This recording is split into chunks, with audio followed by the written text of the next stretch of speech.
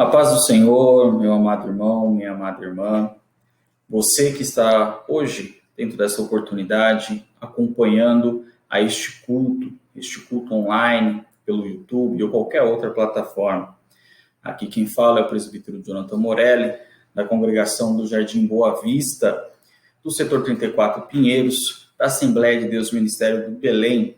E hoje, nesta oportunidade, nós vamos celebrar o culto da família, um culto no qual eu, você, a minha família, junto com a minha esposa, a irmã Lana, nós vamos adorar ao nosso Deus. E já nesse momento, gostaria de convidá-lo a orar comigo para abrirmos este culto, iniciarmos a adoração ao nosso Deus maravilhoso. Amém?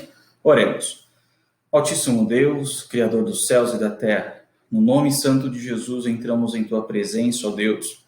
Neste momento, Senhor, clamamos, Senhor Jesus, a Tua presença. O manifestar do Teu poder sobre as nossas vidas, na direção deste culto. Meu Deus e meu Pai, que o hino, Senhor Jesus, que será entoado, a palavra ministrada, não seja algo nosso, algo do homem, mas algo totalmente direcionado por Ti. Não vamos fazer por nós, mas vamos fazer para adoração e honra ao Teu santo nome. A todos aqueles, Senhor Jesus, que está acompanhando, que está assistindo, que está participando deste culto, que seja na sua casa, que seja no trabalho, seja onde for. Neste momento, abençoa a sua vida. Esteja com eles, Senhor. Abençoa, direciona, Senhor, coloca as suas mãos poderosas sobre a vida de cada um, sobre a casa, Senhor Jesus, de cada um, para que juntos possamos celebrar e adorar ao Teu santo nome. E esteja conosco, Senhor, neste culto. É o que nós te pedimos e te agradecemos no nome santo de Jesus. Amém. Neste momento, quero passar a oportunidade para minha esposa, para que ela possa louvar a Deus com o hino da harpa cristã. Salve os irmãos com a paz do Senhor. Vamos louvar o hino número 225. Amém.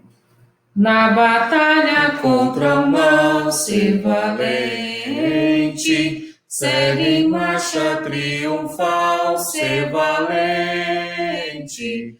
Olha o alvo que é Jesus, que a vitória te conduz.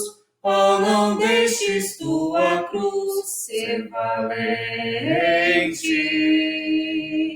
ser valente, pelejando por Jesus, ser valente, nunca rejeitando a cruz, firme sempre no amor, com indômito valor, cheio do Consolador, ser valente.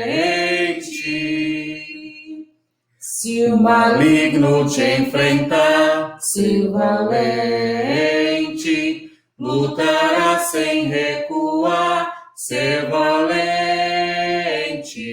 Seja aqui ou onde for, escudado no Senhor, mostrarás o teu valor, ser valente, ser valente, pelejando por Jesus, ser valente, nunca rejeitando a cruz, firme sempre no amor, com indômito valor, cheio do Consolador, ser valente.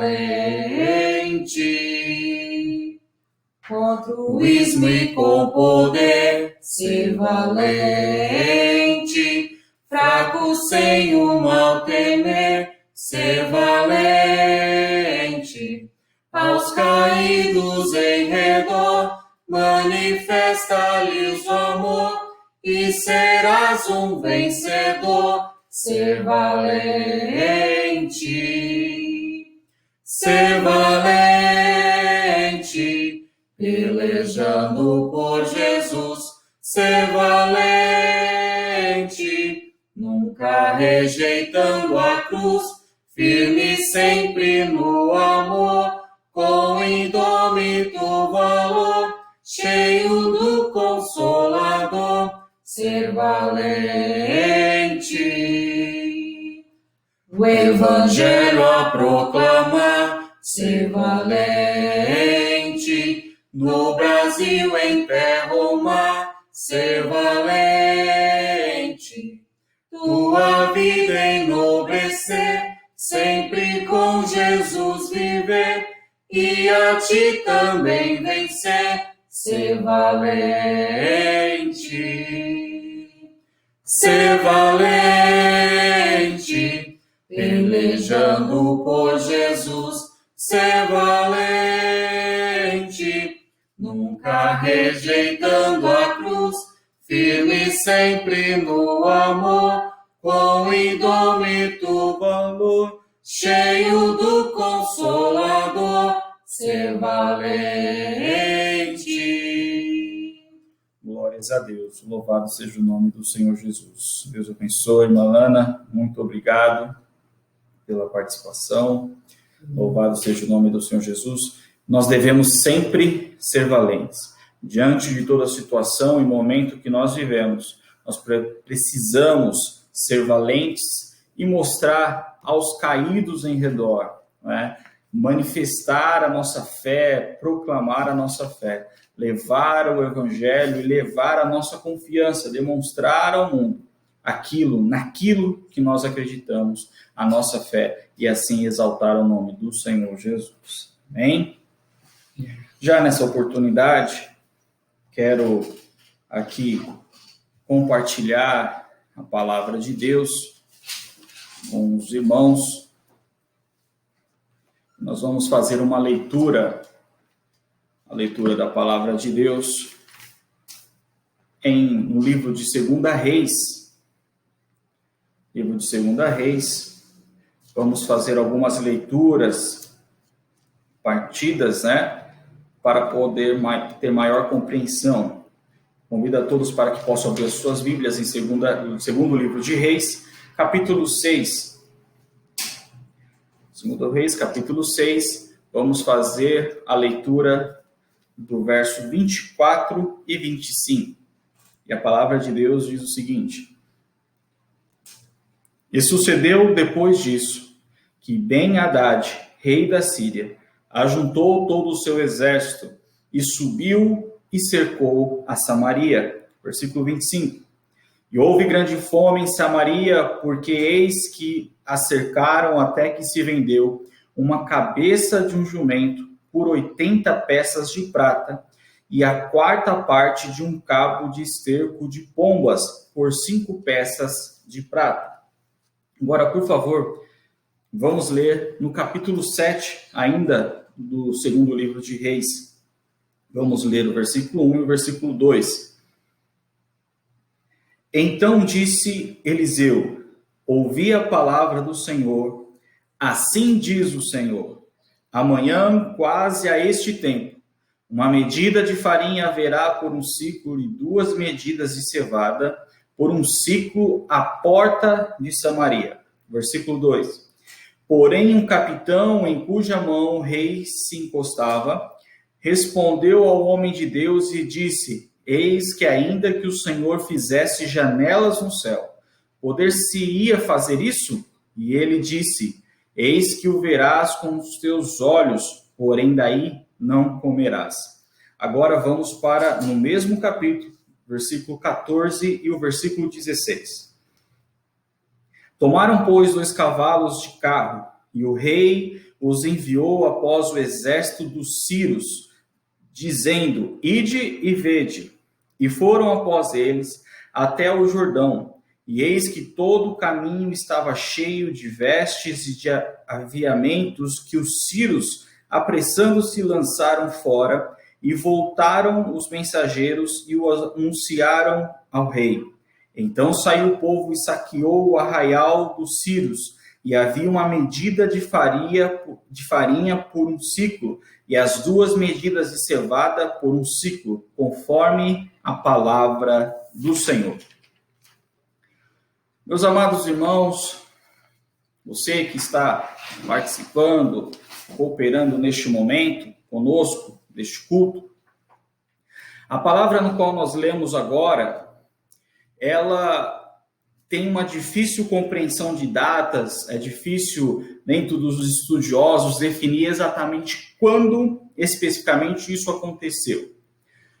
Porém, dentro de alguns feitos históricos, esse general que nós lemos, esse capitão Ben Haddad, é conhecido na sua história em aproximadamente o ano 857 a.C.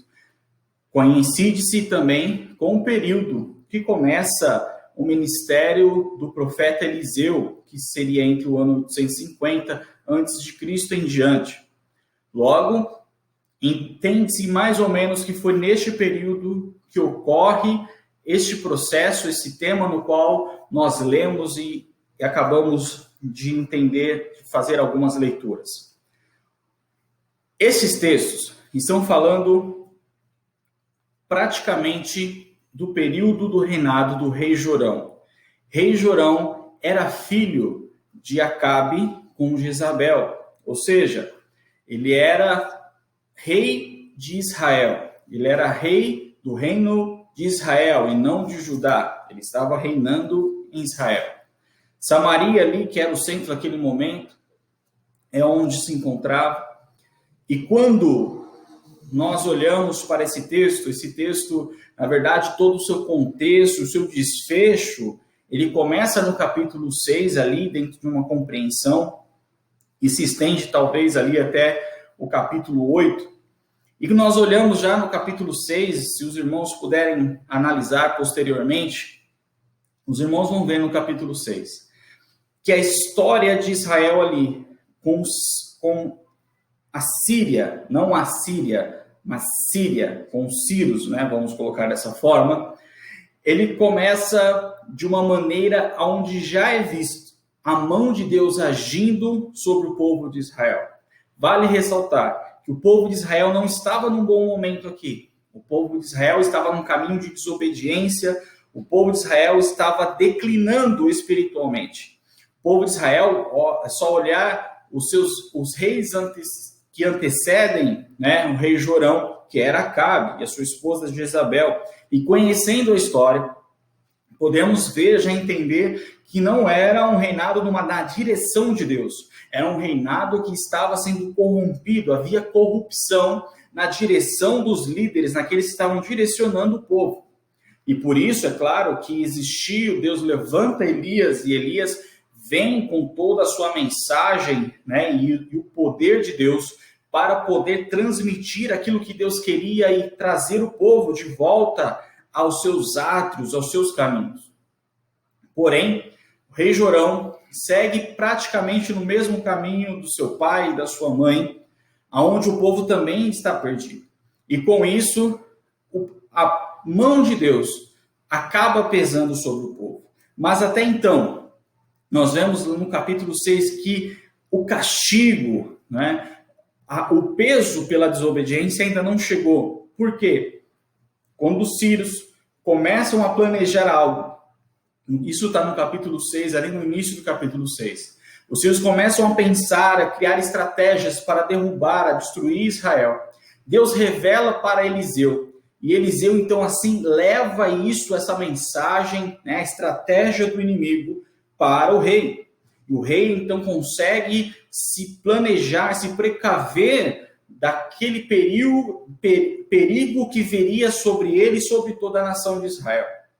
Isso não ocorre uma, mas várias vezes, e dessa forma, nós vemos que o rei da Síria fica preocupado e acha até que há um espião no seu reino. E ele manda, então, e até que é testemunhado, que em Israel existia um homem de Deus, que em Israel verdadeiramente Deus falava, que em Israel existia um Deus que era o verdadeiro Deus. Não estamos hoje aqui, nesse momento, que seja num vídeo, falando de histórias, não estamos aqui falando de algo que não pode acontecer, não estamos aqui falando de um Deus que não escuta, de um Deus fictício, de um Deus que foi inventado por homens, mas estamos hoje aqui, eu e você que me assiste, falando de um Deus verdadeiro, de um Deus que é fiel na sua palavra, de um Deus que realiza o impossível, de um Deus que muda histórias, de um Deus que tem o controle de toda a história nas suas mãos, de um Deus que pode realizar o extraordinário na minha e na sua vida, de um Deus que pode revelar aquilo que está em oculto, aquilo que eu e você não entendemos e nem imaginamos, mas este Deus sabe e Ele revela, ainda que todos que estão à nossa volta possam não compreender, mas nós vamos compreender, pois é o Deus Todo-Poderoso, o Deus que conhece, o Deus que sabe, vai se revelar para mim e para você. Aleluia. Com esse entendimento, nós vemos que o Deus Todo-Poderoso se revelava a Eliseu. Eliseu contava para o rei então conseguia, sair, dentro da estratégia do rei da Síria, ele conseguia então se escapar, conseguia frustrar estes planos. O rei da Síria então questiona, acha que tem alguém com ele que é espião e na verdade testemunham do poder de Deus e que existia realmente um profeta em Israel. O rei da Síria então manda o seu exército até Israel para fazer o quê? Para atacar Eliseu, para pegar este profeta, já que era ele o causador e aquele que frustrava os seus planos, porque ele era o homem de Deus, era ele que recebia a mensagem, era ele que estava conectado com Deus, era ele que estava ali ligado com Deus. Às vezes, quando nós estamos ligados com Deus, nós podemos frustrar os planos de muitos que não estão nos caminhos do Senhor. Mas não fazemos isso para criar um transtorno para alguém, mas fazemos isso que estamos debaixo da direção de Deus. E isso só mostra e só revela cada vez mais a glória e a majestade deste Deus soberano que nós louvamos e que nós exaltamos e que estamos hoje aqui falando dele. Com isso, o exército chega até Eliseu, isso está no capítulo 6, e quando o exército chega ao moço que estava com Eliseu, ele acaba se apavorando, ele acaba temendo, ele fica com medo, ele fala com o profeta que acabou, estamos cercados, não tem para onde fugir.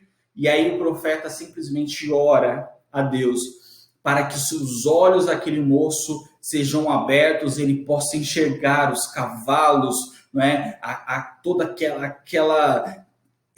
exército celestial de fogo em volta, dominando tudo por volta, ou seja, o número de soldados do rei da Síria não se comparava com o exército celestial, com aquilo que Deus tinha preparado e que Deus estava guardando o seu céu. E aqui, naquele momento, Eliseu pede para que eles sejam cegados, que aqueles soldados da Síria fiquem cegos para ele poder conduzi-los. E aqui há algo já de Deus que mexe e fala conosco. Talvez eu e você não estamos enxergando, não estamos vendo, estamos apenas enxergando o problema, só estamos vendo que estamos cercados pela dificuldade, pelo medo, pelo pavor. A situação está tão crítica e tão difícil que começamos a entrar em desespero, em aflição, porque não estamos enxergando. Mas o nosso Deus, aleluia, glórias a Deus, ainda que não estamos vendo, Ele está com seus exércitos prontos a nos livrar, o seu exército celestial, o seu exército de anjos, a mão dele está estendida, ele está agindo, ele está trabalhando, ainda que você não enxergue, ainda que você não esteja vendo, mas o Deus Todo-Poderoso continua a trabalhar, ele continua a trabalhar para que os seus propósitos sejam concluídos e o nome dele seja exaltado. Então, neste momento, ainda que você esteja enxergando só o problema, ainda que o medo esteja batendo no seu coração, ore a Deus, peça a Deus e Deus vai te dar direção, Ele vai revelar os seus planos, Ele vai mostrar que Ele é Deus, Ele vai mostrar o seu poder e Ele vai mostrar aquilo que Ele está realizando de extraordinário na minha e na sua vida, aleluia, glórias a Deus. Com isso, Eliseu, ele faz o improvável, ele devolve o bem em vez de mal. Aquele exército foi para destruí-lo. Eliseu conduz aquele exército para fora de Samaria, e até Samaria, e quando chega em Samaria, o rei fala: devo matar todos, devo passar o fio, a espada? E Eliseu: não, alimente-os. Ou seja, ele, em vez de pagar com mal, ele paga com bem. Olhando por esse lado, podemos achar e pensar que o rei da Síria, ele deveria então perdoar, deixar para lá Israel. Não, Israel poupou os meus soldados. Mas como nós lemos no próprio capítulo 6, no versículo 24, nós vemos que a história não é essa. Ainda que houve essa ação sobrenatural, o rei da Síria já viu que Israel tinha algo sobrenatural. O próprio Deus é quem tomava conta de Israel. Mas, entendendo que tudo está no propósito de Deus, é Deus que está no controle, é Deus que permite todas as coisas, ainda que sejam coisas difíceis, situações complicadas, situações que doem na nossa vida, situações que parecem ser sufocantes, mas Deus está no controle de todas as coisas, quando estamos debaixo da sua graça e da sua direção. E nós vemos que, ainda que toda essa situação aconteceu, o rei da Síria, o capitão, como nós lemos no capítulo 6, versículo 24, Ben-Hadad, rei da Síria, ajuntou todo o seu exército e subiu e cercou Samaria. O que ele fez? Ele fez uma estratégia de sítio, ou seja, ele cercou Samaria, fechando toda e qualquer entrada e saída, impedindo que qualquer recurso entrasse, ou que qualquer provisão entrasse, ou que qualquer pessoa saísse para buscar alguma coisa, ou preparar alguma coisa. Com isso, é estabelecida uma crise social e financeira fora de série em Israel. Porque esse cerco não durou apenas um período, não se sabe afirmar, dentro de estudiosos não conseguem afirmar quanto tempo, mas foi muito tempo, pois como nós lemos aqui, ao ponto de o povo desejar coisas imundas, por exemplo, a cabeça de um burro. De acordo com a lei mosaica, esse é um animal imundo para se comer ou para se alimentar, e o povo estava querendo. E chegando a custar 80 ciclos, 80 peças de prata. 80 peças de prata dá equivalente, chega aproximadamente a 1 quilo de prata. E 1 quilo de prata hoje, trazendo, é claro, para a nossa moeda atual, não tem como nós compararmos na moeda antigamente, mas 1 quilo de prata hoje vale em torno de R$ 4.700. Ou seja, imagina você pagar R$ 4.700 na cabeça de um burro. Isso, além de esterco de pomba, alguns estudiosos entendem que esse esterco de pomba era uma cebola selvagem, enfim, mas há entendimento mesmo que era esterco de pomba. E nesse momento nós vemos quão pesada é a situação de Israel. Quão crítica é a situação de Israel. Israel não está mais vivendo no seu auge. Israel não está vivendo mais as suas glórias. Israel não está vivendo mais a sua liberdade, mas Israel está preso dentro do seu próprio reino, porque ele não consegue fazer nada e a crise está estabelecida. A situação e o caos chegou para Israel. E essa situação, esse caos é bíblico.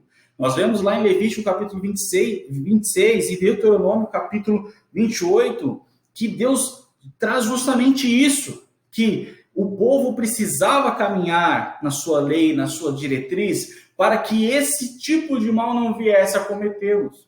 Infelizmente, há muitos homens e mulheres, há muitos que estão se perdendo e cada vez mais o mal chega, afeta a sua vida. E a pessoa não enxerga e não entende que ela precisa se reconciliar com Deus. Que o sofrimento e a dor que ela está recebendo, que ela está talvez envolvida naquele momento, é por conta da sua situação, do seu momento, daquilo que ela está vivendo.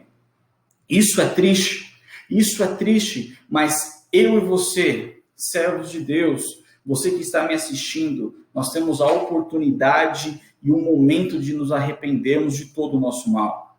Infelizmente, nós estamos diante de uma pandemia, diante de um caos social por conta dessa pandemia. Recursos financeiros, nós temos uma crise financeira, Nós temos situações adversas que estão cada vez mais prejudicando a todos. E isso nós vemos e enxergamos que, é claro, está no controle de nosso Deus. Não é por conta da culpa de A e de B, mas a humanidade caminha cada vez mais para a perversidade, e Deus permite certas coisas para que a humanidade possa se achegar e se arrepender e se reconciliar com Ele. Mas assim como Jorão, que ele não fez isso, ele não reconheceu, ele não reconhece que ele precisa se voltar para Deus, mas pelo contrário, ele deveria fazer o que Salomão fez. Salomão, nós podemos ver lá em 2 Crônicas, capítulo 7, versículo 14. Diz o seguinte: o próprio Deus falando a ele, traz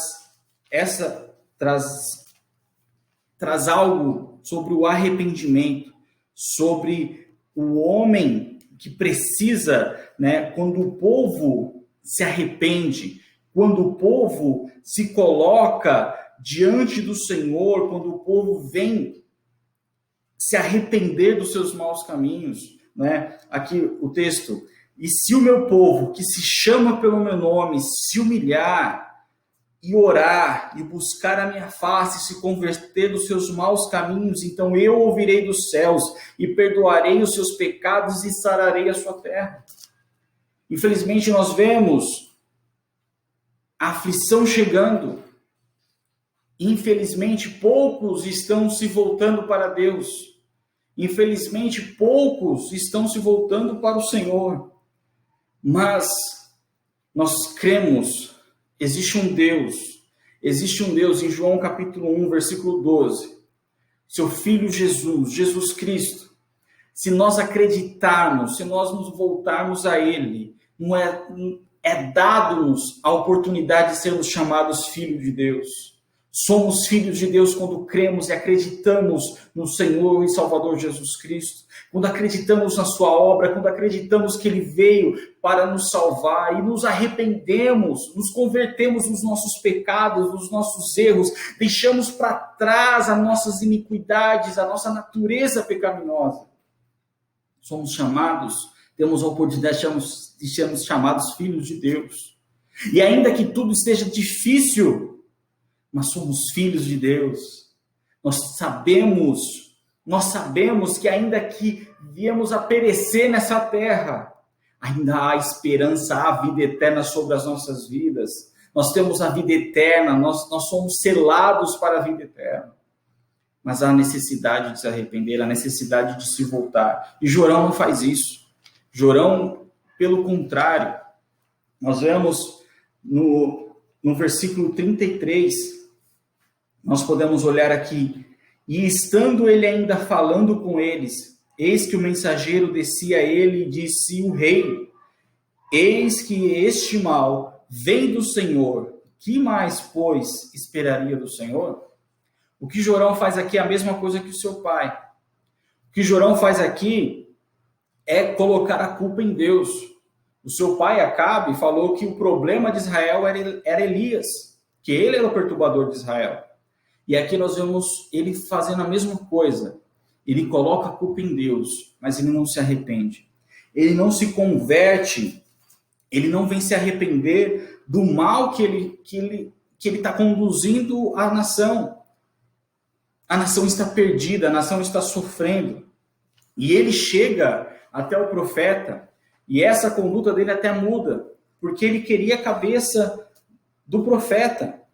Ele diante de uma situação onde duas mães, a situação de canibalismo, uma mulher comeu o filho da outra, e agora a outra queria o filho da outra, como elas haviam combinado. Isso chega a indignar Jorão, mas ele não se arrepende. E ele, no texto, ele diz que ele quer a cabeça de Eliseu. Ou seja, colocar a sua culpa em outro, achando que é outra pessoa o culpado. Somente eu e você podemos nos consertar diante de Cristo E não é pelas nossas forças, mas é pela graça de Jesus Cristo sobre as nossas vidas. Temos hoje a oportunidade de nos arrepender, ainda que todos os dias estamos diante do Senhor, mas temos hoje a oportunidade de nos arrepender de qualquer erro, de qualquer falha, de consertar as nossas vidas, de buscar a sua presença, de buscar a sua face, de reconhecer que Ele é Deus, de reconhecer que Ele é Senhor, que Ele é que tem o domínio de todas as coisas. Jorão não faz isso e ele põe a culpa em Deus.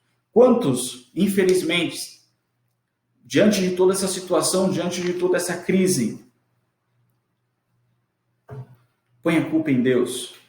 Não reconhece que é Ele quem precisa agir, que é Ele quem precisa tomar uma atitude na sua vida.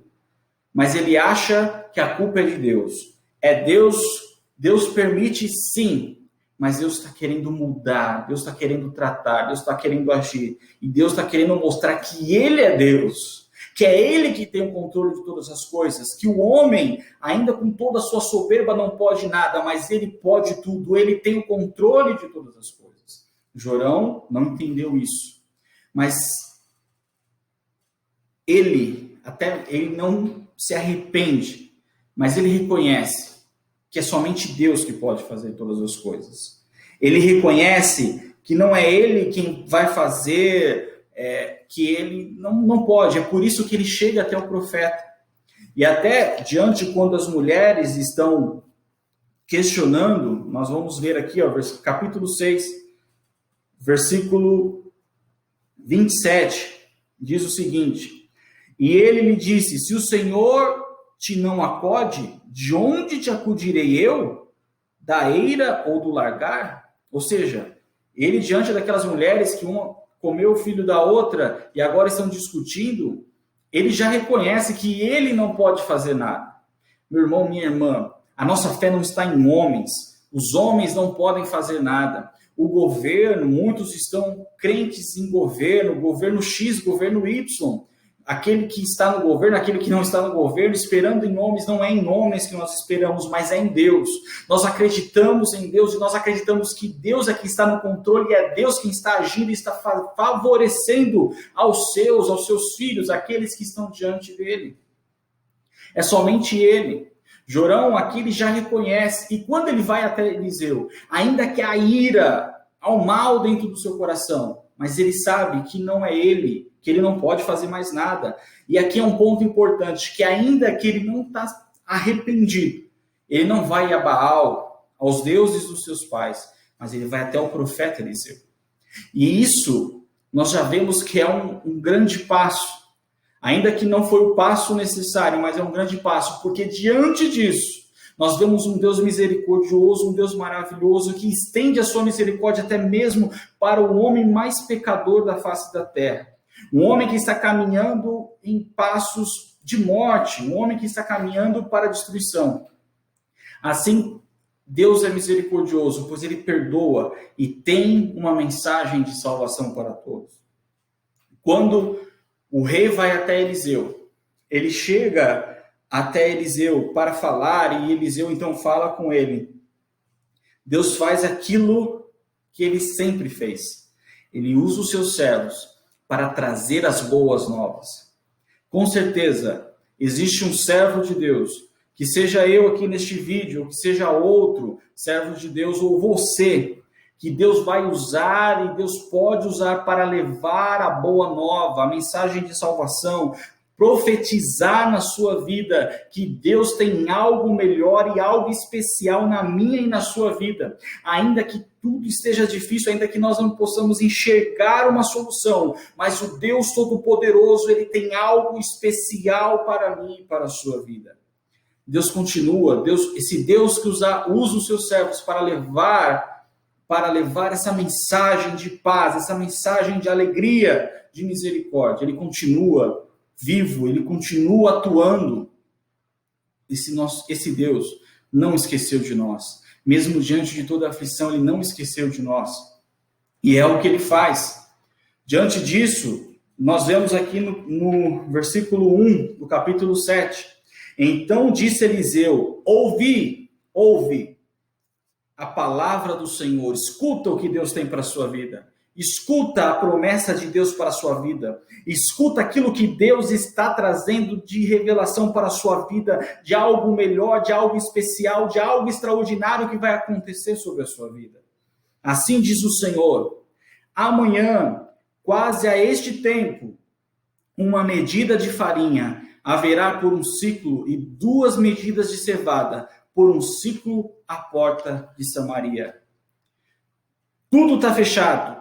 Tudo parece que não tem saída, mas amanhã Deus vai transbordar os celeiros da sua vida, da sua casa. É essa a mensagem que o profeta estava trazendo de boas novas para o rei. E Deus faz isso na minha e na sua vida. Ainda que tudo parece que seja complicado, e perdemos empregos, muitos perderam empregos, muitos estão sem dinheiro, muitos não têm mais de onde tirar a renda. A fonte financeira já está secando, a crise econômica está chegando cada vez mais. A saúde está debilitada, não temos mais condições. Mas Deus amanhã, Ele pode realizar um milagre na minha e na sua vida. Realizar o impossível na minha e na sua vida. É essa mensagem que o profeta traz para o rei Jorão. E ele traz para nós nessa noite. Eu e você precisamos acreditar nesse Deus que realiza ainda o impossível sobre as nossas vidas. Aleluia, glórias a Deus.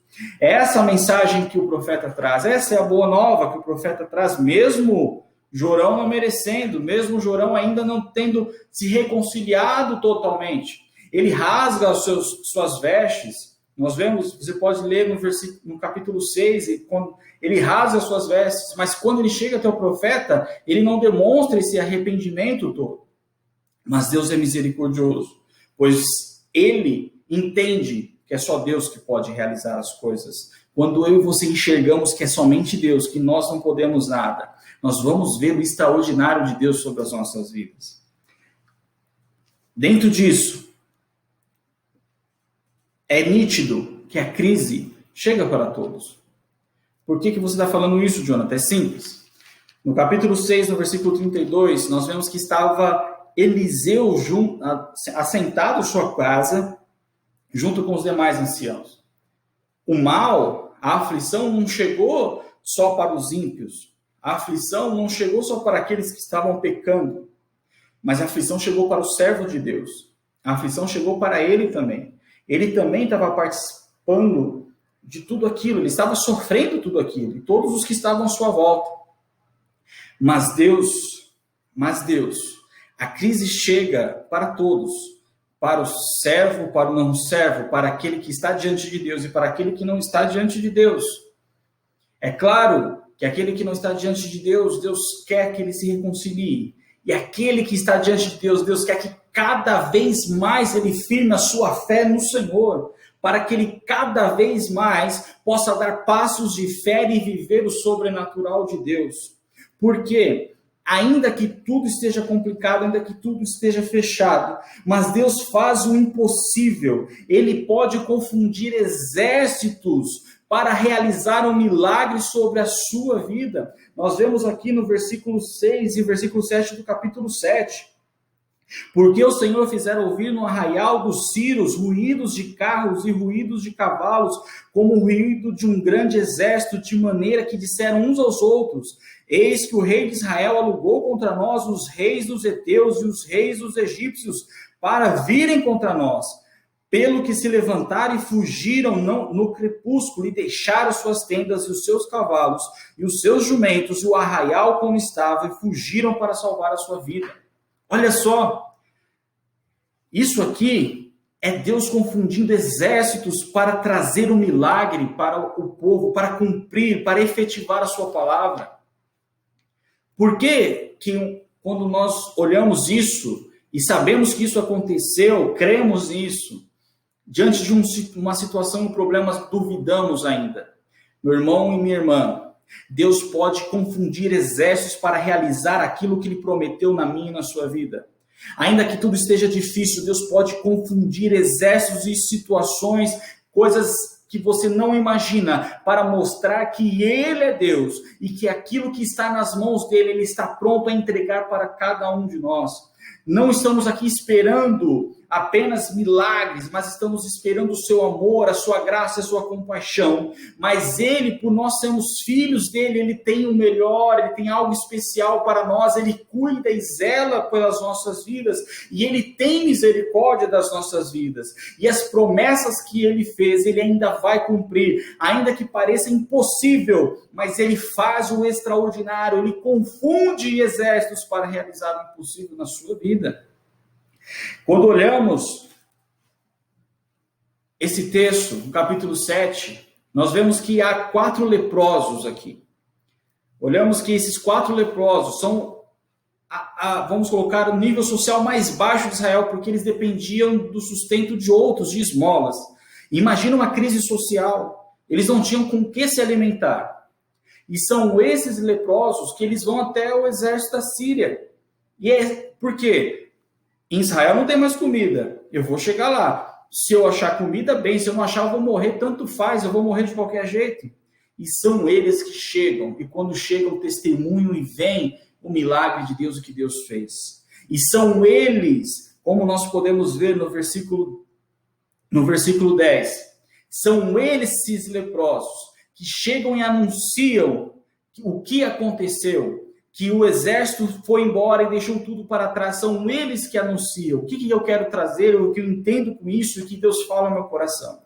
Deus pode usar o mais improvável, a improvável da situação, a pessoa mais improvável, para trazer aquela mensagem, a mensagem de Deus para a sua vida, revelando o extraordinário de Deus, aquilo que Deus está realizando sobre a sua vida. Deus pode usar o improvável para revelar a sua majestade e a sua glória e efetivar a sua promessa sobre a sua vida. Esse Deus veio para proclamar, esse Deus está vivo e a sua mensagem está proclamando, está gritando para todos a quem ouvir, que Ele é quem tem a salvação para a vida, é Ele quem está com a salvação estendida para todos os homens e está pronto a salvar a todos os homens, e há algo especial em servi-lo, há algo especial estar diante dele. Diante dessa palavra, diante disso, sabendo que eles trazem, nós vemos o impossível acontecendo.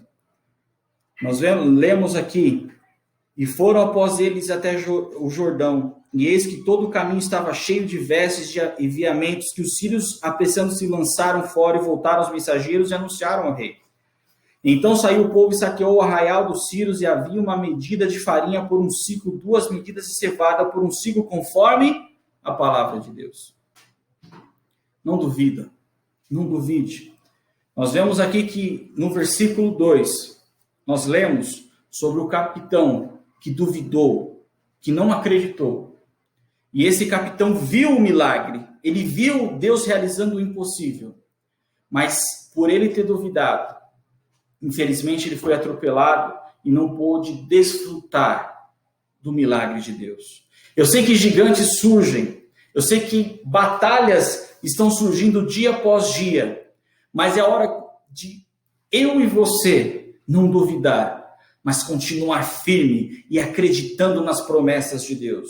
Eu creio que mesmo diante de toda essa situação, o nosso Deus está ainda zelando pelas nossas vidas, pelas nossas almas, e Ele tem algo ainda especial a revelar e a realizar na minha e na sua vida, proclamando cada vez mais a sua majestade, e nós seremos os testemunhas do que Ele tem feito e vem realizando sobre as nossas vidas, contrapondo a toda a situação da humanidade.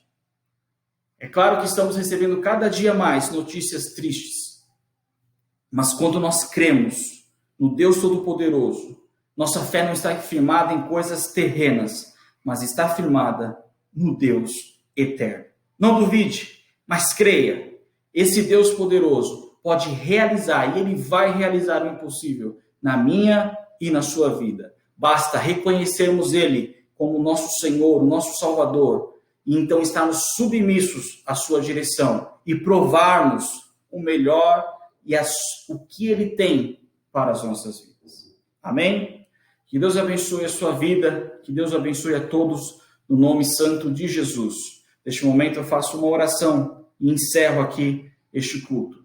Senhor, meu Deus e meu Pai, no nome santo de Jesus Cristo, eu clamo e suplico, abençoe os teus servos, abençoe a todos e que todos possam provar o impossível do Senhor sobre as suas vidas. Tenha de misericórdia de nós diante dessa situação, Deus. É o que nós te pedimos e te agradecemos no nome